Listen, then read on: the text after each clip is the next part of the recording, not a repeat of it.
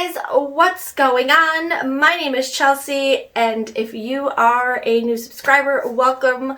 If you are a returning subscriber, welcome back. Today I have for you my January Nightworms. If you are unfamiliar with Nightworms, they are a horror thriller subscription service where you get 2 to 3 horror books. Along with that, you get some stickers, a bookmark, and a beverage of the month. If the January Nightworms is something that you are interested in, then keep on watching. So as I'm filming this, full transparency, as I am filming this, if you didn't know, my family is huge into racing, and right now, the Chili Bowl, which is an indoor dirt sprint car race that happens every year, is going on the TV right now. So I'm very excited to film this and then go back to the Chili Bowl, because one of my favorite drivers, obviously other than my brother and my nephew, is racing at the Chili Bowl.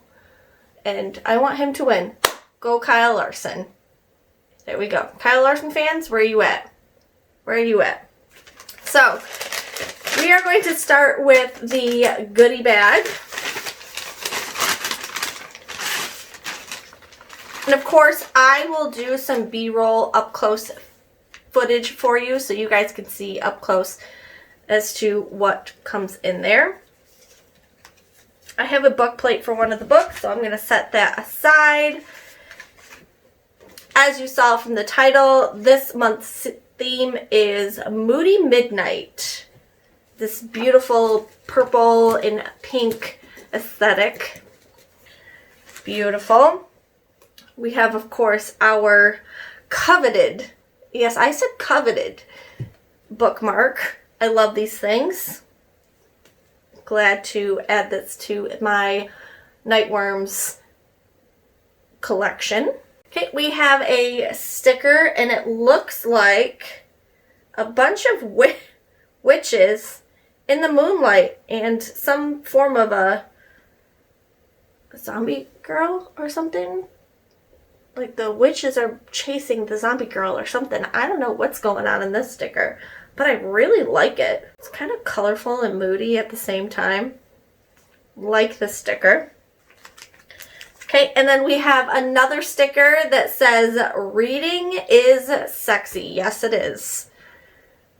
Reading is sexy. Don't let anyone tell you it is not. Male or female, if you're a reader, reading is sexy. It's knowledgeable, and you know, who cares if you maybe read romance that has all the smut in it? Reading is sexy.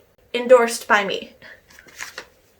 And then we have a tea for the beverage this month. This one is the Winter Brew. I think we get the Winter Brew a couple times. This is by Crooked Crows, and the font is very tiny, so I can't see. Also, my mom is the huge tea drinker, so I will be saving this for her, and either I'll be sending it to her or I'll wait until she gets here for her annual visit. So that is everything in the goodie bag. I'm going to change gears and get to the first book. Alright, so in this pack we have 2 books, and the first of the books is Beneath the Poet's House by Christina Carmen. And she is a Bram Stoker award-winning author. Very cool. This is a paperback edition. It's quite floppy. I love it. There are 311 pages in this. The font is kind of small. I mean, I've seen smaller fonts, but it is kind of small. The chapters seem to be shorter, which is great. I love a shorter chapter. I don't know why. What do you guys prefer? Do you prefer longer chapters or shorter chapters? Let me know in the comments down below. So let's read what this book is about. In the house where Edgar Allan Poe once fell in love, she's found inspiration and fear. Oh. Inspiration and fear. Unmoored by her husband's death and suffering from writer's block, novelist Sorcy White moves to Providence and into the historic home of Sarah Helen Whitman, the 19th century poet and spiritualist once courted by Edgar Allan Poe. Sorcy's certain she'll find inspiration in the quiet rooms, as well as in the tucked-away rose garden and forgotten cemetery at the back of the property.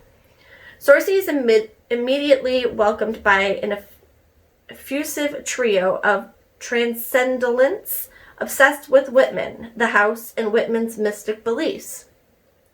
Sorcy, emerging from grief and loneliness, welcomes the idea of new friends taking her mind off the past, even as they hope to summon it. When she meets Emmett Powell, a charismatic and charming prize-winning author, Sorcy thinks she's finally turned a corner. Emboldened by new romance, Sorcy begins to write again, and through her writing rediscovers herself. But as old fears return, she finds that nothing about her new life is what it seems, and a secret she's tried so hard to bury may not be the only thing that comes back to haunt her. Very cool.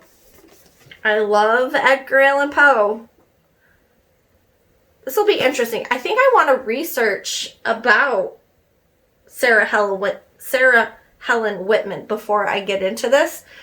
I think if I kind of delve into that woman, maybe this will seem much more interesting.